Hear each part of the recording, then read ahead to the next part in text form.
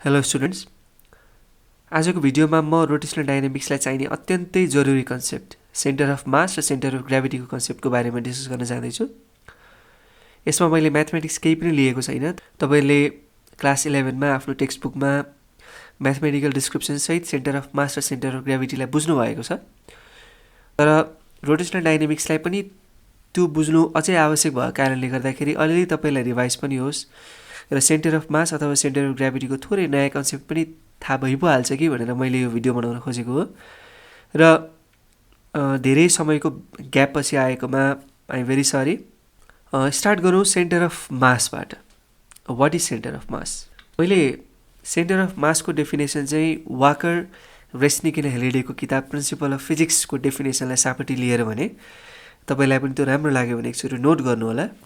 The center of mass of a system of particles is the point that moves as though एउटा नम्बरमा भनेको छ all of the system's mass were concentrated there and 2 नम्बरमा भनेको छ all external forces were applied there। के भन्यो त भन्दा कुनै पनि सिस्टम अफ पार्टिकल भने पछाडि एउटा मात्रै दुईटा मात्रै पार्टिकल भन्ने होइन, त्यहाँ 2 अथवा त्योभन्दा धेरैवटा पार्टिकल्स हुन सक्छन्। त्यस्तोलाई हामी सिस्टम अफ पार्टिकल्स भन्छौँ।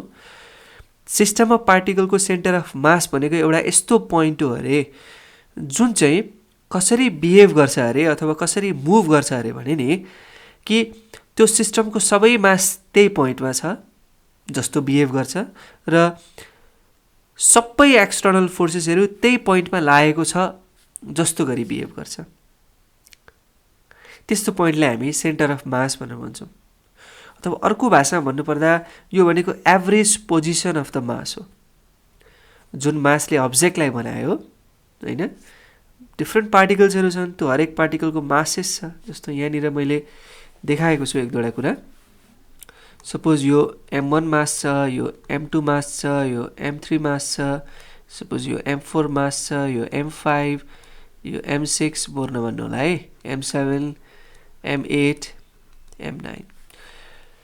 यो this particle is made up of several of different masses. मैले चाहिँ यसमा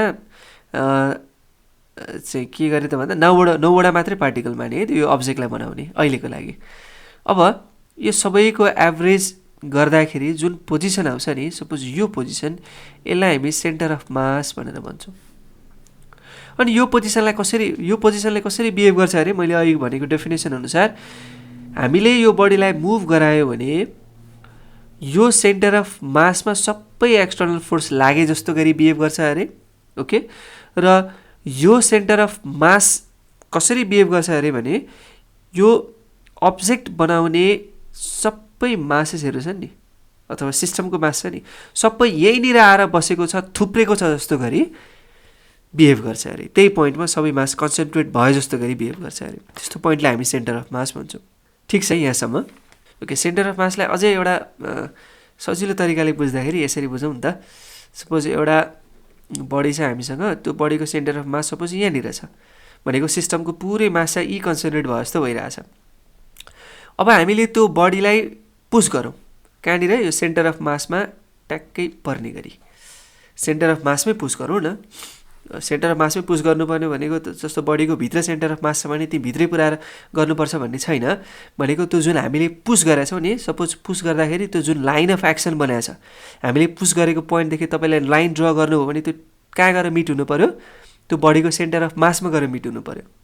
त्यो सेन्टर अफ मास निकाल्ने तरिकाहरू पनि छन्। युनिफर्म बडीमा कसरी सेन्टर अफ मास निकाल्ने, नन युनिफर्म बडीमा कसरी सेन्टर अफ मास निकाल्ने होइन, ज्योमेट्रिकली फिक्स्ड अब्जेक्टको कति हो सेन्टर अफ मास, त्यो डिफ्रेन्ट फर्मुलाहरू छ। त्यसको त म कुरा गर्दिनँ आज। यसरी फोर्स लगाउने हो भने यो बडी, यो पुरै बडी कसरी बिहेभ गर्छ अरे भने नि हामीले एउटा पोइन्ट मासलाई अगाडि सार्दाखेरि त्यो पोइन्ट मासले जस्तो बिहेभ गर्थ्यो यो रिजिड बडीले पनि त्यस्तै बिहेभ गर्छ। यानि कि यो रिजिड बडी घुम्दैन, रोटेट हुँदैन आफ्नो एक्सिसको वरिपरि। तर अरू कुनै पोइन्टमा जस्तो सपोज तपाईँले यतातिर ठेल्नु त त्यो बडीलाई अथवा यतातिर ठेल्नु त त्यो त यो बडी त घुम्न थाल्छ, रोटेट हुन थाल्छ about its axis. Centre of मासमै तपाईँले एक्सटर्नल फोर्स लगाउनु भयो अथवा त्यहाँनिर तपाईँले चाहिँ पुस गर्नु हो भने त्यो बडी चाहिँ एउटा ट्रान्सलेसन मोसनमा जान्छ। एउटा कुनै पोइन्ट मास चाहिँ जसरी मोसनमा जान्थ्यो त्यही अनुसारले पुरै रिजिड बडीले बिहेभ गर्छ। ओके, सो हामी त्यहाँबाट भन्न सक्छौँ कि सेन्टर अफ मास भनेको एउटा इट अपियर्स अथवा it moves as though all of the mass of the system is concentrated over there. जस्तो सुकै सेप होस् है उसको त्योसँग मतलब छैन हामीलाई, ठिक छ। ओके, यसलाई हामीले सेन्टर अफ मास भन्यौँ। अब सेन्टर अफ मासलाई कसरी आइडेन्टिफाई गर्ने अलिकति हेरौँ। यो पेन्सिल जुन छ नि, यो पेन्सिल अलिकति डिफ्रेन्ट जस्तो देखिरहेछ, तर मैले अहिले अजुम के गरेँ भने यो दुईटै पेन्सिल एउटै मान्छेले चलाइरहेछ है, यो हात पनि एउटै हो। ओके, सो तपाईँले यो जुन पेन्सिल छ यो पेन्सिललाई यो चारैवटा अम्लामा एकैचोटि राख्दाखेरि पनि त्यो होल्ड भइरहेको थियो, तर हेर्नुहोस् त एउटै अम्लामा राख्दाखेरि पनि होल्ड भइरहेछ, ब्यालेन्स भइरहेछ। Isn't it interesting? हेर्नुहोस् त, अब यहाँनिर तपाईँले अम्ला राख्नुभएको थियो, यहाँनिर अम्ला राख्नुभएको थियो, यहाँनिर एउटा यहाँ राख्नुभएको थियो, एउटा यहाँ, चारवटा अम्ला राख्नुभएको थियो, ट्याक्क होल्ड गर्नुभएको थियो, होल्ड भइरहेको थियो। तर त्यसको सट्टा तपाईँले एउटै अम्ला राख्नुभयो, त्यही पनि होल्ड भइरहेछ।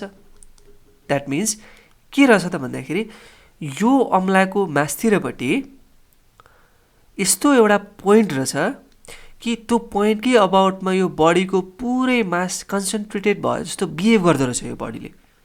यो अल अफ द यो सिस्टम, यो पार्टिकल, यो पुरै अब्जेक्टको मास चाहिँ यहीँनिर कन्सन्ट्रेट भयो जस्तो देखियो नि त। किनभने तपाईँले यी अम्ला राख्दाखेरि यो ब्यालेन्स भएको छ, किन भयो त ब्यालेन्स? यसको सबै मास चाहिँ यहीँनिर नपरेको भए, कन्सन्ट्रेटेड भयो जस्तो बिहेभ नगरेको भए यहाँनिर किन ब्यालेन्स हुन्थ्यो त? हामीले त सबै भागतिर पक्र्नु पर्थ्यो होला हो। यो पोइन्ट के रहेछ त? यहाँनिर ठ्याक्कै यो अम्लाको माथिको पोइन्ट के रहेछ? सेन्टर अफ मासको पोइन्ट रहेछ, ठिक छ। तर यही पेन्सिललाई यसरी गर्दाखेरि पनि फेरि ब्यालेन्स भइरहेछ। सेन्टर अफ मास त यहाँनिर थियो हो। मैले अघि के भने एउटा कुरा विचार गर्नु, अम्लाको ठ्याक्कै माथिपट्टि अथवा हाम्रो लाइन अफ एक्सन भन्छ क्या यसलाई, यो फोर्स लगाएको जुन छ, हामीले एक्ट गरेको जुन प्लेस छ, त्यसबाट हामीले बडीतिर जतातिर एक्ट गरिरहेछ नि हो, त्यो बडीको पोर्सनतिर चाहिँ तपाईँले लाइन बनाउनु हो भने त्यसलाई लाइन अफ एक्सन भन्छ। अझ हामी टर्कमा अरूमा लाइन अफ एक्सनको बारेमा अझै मजाले बुझौँला। यहाँ हेर्नुहोस् है त, लाइन अफ एक्सन परेको थियो, सेन्टर अफ मासको थ्रु लाइन अफ एक्सन परेको थियो, त्यही भएर यो ब्यालेन्स भयो। यहाँ पनि त्यही भएको छ, जुन लाइन अफ एक्सन छ त्यो सेन्टर अफ मासको थ्रु गइरहेछ, त्यही भएर यो ब्यालेन्स भयो। यताबाट पनि तपाईँहरू ब्यालेन्स गर्न सक्नुहुन्थ्यो, तर यहाँबाट गर्न सक्नुहुन्न, किनभने यसको ठ्याक्कै माथितिर सेन्टर अफ मास छ त छैन। त्यो ठ्याक्कै माथितिर भनेको जुन लाइन अफ एक्सन जुन छ त्यो पर्थ्यो त? पर्दैन थियो, तर यहाँबाट पर्यो, यहाँ माथिबाट पनि पर्छ, यहाँबाट त ठ्याक्कै तलबाट परिहाल्ने भयो हो। त्यस्तोलाई हामी त्यही भएको कारणले गर्दाखेरि हामीले यसलाई ब्यालेन्स गर्न सकेको हो। र किन ब्यालेन्स भयो? किनभने the body acts as if all the mass is concentrated over there. Okay, अब सेन्टर अफ मास सँगसँगै हामीले बुझ्नुपर्ने हुन्छ अर्को कुरा, सेन्टर अफ ग्राभिटी। तर फिजिसिस्टहरूले चाहिँ सेन्टर अफ ग्राभिटीको सट्टामा सेन्टर अफ मासकै टर्मलाई युज गर्न बढी प्रिफर गर्नुहुन्छ। त्यो दुइटै उस्तै टर्म हो, सेन्टर अफ मास र सेन्टर अफ ग्राभिटी उही हो, अलिकति फरक छ डेफिनेसनमा र हाम्रो चाहिँ सम्झिने तरिकामा, तर लगभग उही हो। सेन्टर अफ मासलाई किन बढी युज गरिन्छ, किन बढी प्रिफर गरिन्छ भने नि, जहाँनिर ग्राभिटी छैन त्यहाँ पनि सेन्टर अफ मास त हुन्छ, तर सेन्टर अफ ग्राभिटीको केसलाई त के चाहियो त? बडीको वेट चाहियो। वेट कहाँनिर हुन्छ? जहाँनिर ग्राभिटी हुन्छ। Weight is the force acting due to the gravity, होइन? ग्राभिटी छैन भने there is no weight. There is no weight छ भने त हाम्रो सेन्टर अफ ग्राभिटी कुरै आएन। सेन्टर अफ ग्राभिटी के हो त? जसरी सेन्टर अफ मास भनेको average position of the mass हो, त्यसै गरी सेन्टर अफ ग्राभिटी भनेको average position of the weight distribution हो। वेट डिस्ट्रिब्युसनको एभरेज पोजिसन। जस्तो यसको यसको वेट M1G, यसको वेट M2G, यसको वेट M3G हो। यस्तै यस्तै हुँदै हुँदै त्यो डिफ्रेन्ट वेट छ। यहाँनिर जुन यो वेट हुन्छ यो चाहिँ के हुन्छ? mg। यसलाई हामी सेन्टर अफ ग्राभिटी भन्छौँ। भनेपछि यहाँ के जस्तो देखियो त भन्दा बडीको सबै वेट एकै पोइन्टमा चाहिँ कन्सन्ट्रेट भयो जस्तो देखियो, त्यसलाई चाहिँ हामी सेन्टर अफ ग्राभिटी भन्छौँ। यो दुइटै कुरा एउटै नै हो। त्यहाँ ग्राभिटी छैन, त्यहाँ पनि सेन्टर अफ मासै हुन्छ फेरि। अब अलिकति लगभग एउटै हो, किनभने मैले भने नि सपोज यो अर्थमै भएका जुन सानतिना अब्जेक्टहरू छन् त्योसँग त हाम्रो मतलब भएन खासै। तर अर्थकै पनि त जुन स्काई स्क्रेपर्सहरू छन् एकदमै ठुल्ठुला बिल्डिङ छन्, त्यो बिल्डिङमा त के हुन्छ भने नि जुन एक्सेलरेसन ड्यु टु ग्राभिटी हुन्छ त्यो त अल्टिट्युडसँगै घट्दै जान्छ। बिल्डिङको बेसमा एक्सेलरेसन ड्यु टु ग्राभिटी एकदमै ज्यादा, तर बिल्डिङको टपमा एक्सेलरेसन ड्यु टु ग्राभिटी अलिकति कम, बिचतिर अलिकति कम, भनेको एक्सेलरेसन ड्यु टु ग्राभिटी भ्यारी हुँदै जान्छ। यो मैले एउटा 2टा एक्जाम्पल लिएँ, यो बुर्ज खलिफा हो र यो एम्पायर स्टेट बिल्डिङ हो, न्युयोर्क सिटीमै छ यो। यहाँ मैले बुर्ज खलिफाको चाहिँ ठ्याक्कै एउटा रियली कहाँनिर पर्छ सेन्टर अफ मास र सेन्टर अफ ग्राभिटी भन्ने कुरा चाहिँ ठ्याक्कै थाहा पाएको छैन, तर मैले कन्सेप्चुअल फिजिक्स भन्ने किताबबाट यो एम्पायर स्टेट बिल्डिङको बारेमा चाहिँ जानकारी पाएँ। त्यहाँ के भनिएको छ भने नि center of gravity of the Empire State Building is about 1 mm below its center of mass. जहाँनिर सेन्टर अफ मास छ नि एम्पायर स्टेट बिल्डिङको त्योभन्दा अलिकति तल सेन्टर अफ ग्राभिटी छ अरे। कति तल भन्दा 1 mm तल। मैले यहाँ पोइन्ट गरेकै ठाउँमा होइन है, मलाई ठाउँ थाहा छैन, तर जाओस् यतैतिर होला कतै होला भन्ने गेस मात्रै हो। ठिक छ, यो सेन्टर अफ मास भन्दा सेन्टर अफ ग्राभिटी अलिकति तल छ। यो किन यस्तो भयो? सेन्टर अफ मास र सेन्टर अफ ग्राभिटी लगभग एकै ठाउँमा पर्छ हरेक केसेसमा, तर एकदमै लार्ज बिल्डिङ्सहरूमा, लार्ज स्काई स्क्रेपर्सहरूमा यस्तो केस हुन्छ किनभने acceleration due to gravity different हुन्छ, डिफ्रेन्ट लोकेसन्सको, डिफ्रेन्ट हाइटको भनौँ न। Acceleration due to gravity different हुन्छ डिफ्रेन्ट हाइटमा। ओके, हामीले त्यो रिलेसन त पढेको छ, हाइटसँग एक्सेलरेसन ड्यु टु ग्राभिटी घट्छ भन्ने कुरा हो। त्यही भएको कारणले गर्दाखेरि यस्तो भयो। अब मैले बुर्ज खलिफाको चाहिँ एउटा अथेन्टिक रिजल्ट चाहिँ पाएको छैन, तर मैले सुनेअनुसार यो बुर्ज खलिफाको होमोजेनियस डिस्ट्रिब्युसन, मासको होमोजेनियस भनेको युनिफर्म डिस्ट्रिब्युसन मान्ने हो भने सेन्टर अफ ग्राभिटी चाहिँ सेन्टर अफ मास भन्दा 0.1 mm तल पर्छ भन्ने मैले कतैबाट थाहा पाएको है। That is not authentic by the way. So यसरी हामी सेन्टर अफ मास र सेन्टर अफ ग्राभिटीलाई बुझ्न सक्छौँ। ओके, तपाईँले यहाँ इमेजमा देख्न सक्नुहुन्छ एउटा एक्जाम्पल छ। यो जुन अब्जेक्ट छ यो चाहिँ रेन्ज हो है, त्यो नट बल्टु कस्ने खोल्ने क्या त, त्यो रेन्ज हो। र यो मैले university of physics 13th edition Sears and जेम्नास्कीको है त्यहाँबाट साभार गरेको पिक्चर हो यो, मैले पुरेँ।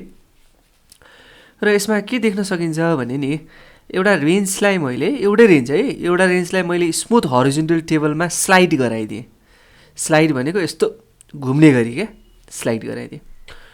त्यो घुम्दाखेरि यो सबै ओभरअल मोसन तपाईँले हेर्नुभयो भने हेर्नु त, एकचोटि यहाँनिर गोलो आछ, एकचोटि यहाँ छ, बस्नुहोस् है त, हेर्नु त यहाँ गोलो आछ, सरी यहाँ गोलो छ, फेरि यहाँ छ, यसरी यता यता यता यता यता यसरी यसरी हेर्नु त, यस्तो खालको एउटा कम्प्लिकेटेड पाथ यसले फलो गरेको छ। तर पिक्चरमा जुन यो व्हाइट डटले रिप्रेजेन्ट गरेको पोइन्ट छ त्यो त एउटा स्ट्रेट लाइनमा मुभ गरिरहेछ। ओभरअल मोसन कम्प्लिकेटेड भयो भने यो जुन पोइन्ट छ it is moving in a straight line. Okay, so यो जुन पोइन्ट छ नि यो पोइन्ट चाहिँ यो बडीको सेन्टर अफ मास हो।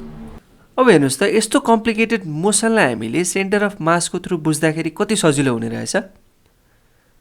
Physics will be so easy then. त्यही भएर सेन्टर अफ मासको इम्पोर्टेन्स एकदमै ज्यादा छ। ओके, सो सेन्टर अफ मासको इम्पोर्टेन्स पनि तपाईँलाई थाहा भयो। हामी अब अर्को च्याप्टरमा अथवा अर्को भिडियोमा I guess theorem of parallel axis, perpendicular axis यस्तै सम्बन्धी कुरा गर्नेछौँ र त्यसले गर्दाखेरि केही न्युमेरिकल गर्नलाई हामीलाई हेल्प पनि हुनेछ। अनि हामी युनिफर्म रडको मोमेन्ट अफ इनर्सियाहरू अथवा सिलेबस अनुसारले हामी जान्छौँ भनौँ न है। ल, till then, have a good time and keep loving physics. Thank you.